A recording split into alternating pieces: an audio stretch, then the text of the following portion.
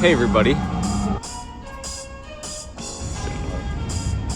Hey everybody. So it's a beautiful day here in New York. Anyway.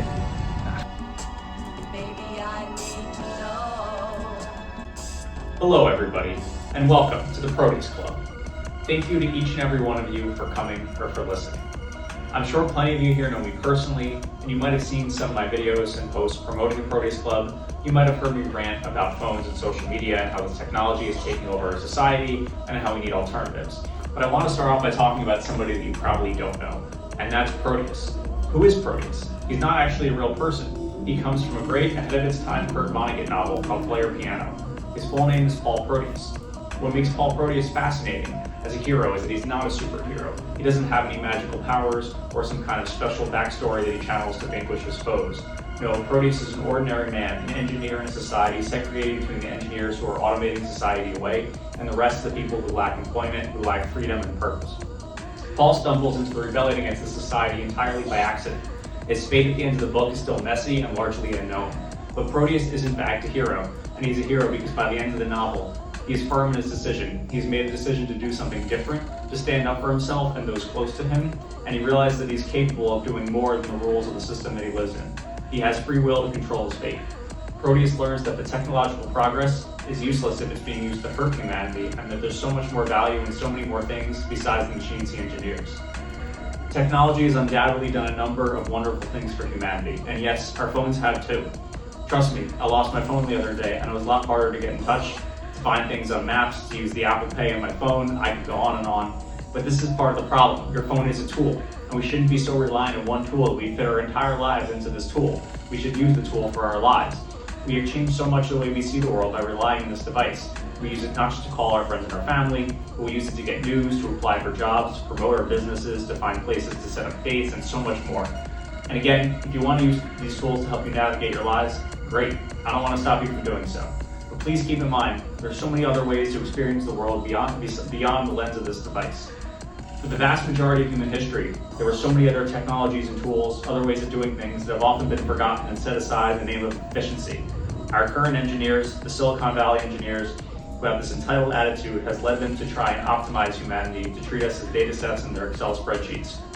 Over the past 2 decades, we have seen just how much the world has changed with the rise of the smartphone in our pockets at our every waking minute, and a generation of people around the globe have been the lab rats for this experiment. We've seen an unprecedented rise over the past 10 to 15 years in loneliness, in anxiety, and much more, and nowhere is this more striking than the USA. Middle schoolers today are the first generation in recorded history to do worse in school than their parents. And it's not their fault. It's the natural effect of an age where we prioritize artificial intelligence rather than our own, intake information through attention span killing algorithms, and spend more time talking to one another in chat rooms and online forums than in person.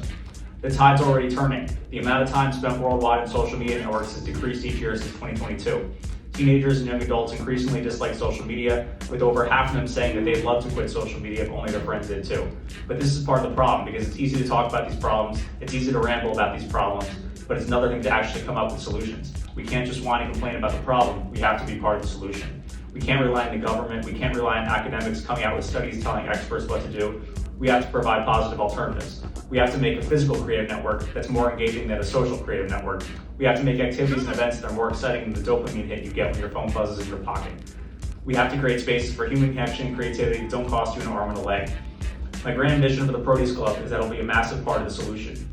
It's a peaceful rebellion against our digital society. It will be a place, a network for all those who want to discover humanity outside of their phone, away from their addicting algorithms. I tried to do this with you, Frontier, as well, but this is all about the spirit, not the space. The Proteus Club is a place that transcends any individual space. It's all about the spirit.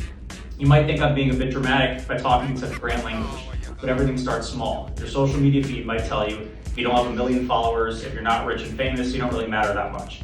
But the Proteus Club operates by a different set of rules. At the Proteus Club, you can become whatever you want to make of it for far less money than it takes to boost your posts in Google Analytics.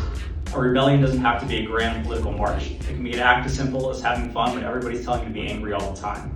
You can come here to hang out and talk to your friends or make new ones. You can come here to read, write, make music, learn about other technologies and pre-phone ways of doing things.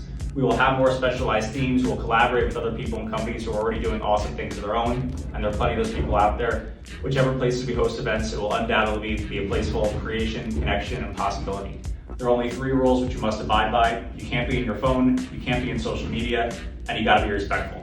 We're not the cops. The goal isn't to punish you if you're on your phone, it's to give you a space where you can be off your phones and have fun with it. What you do outside of the club is your business.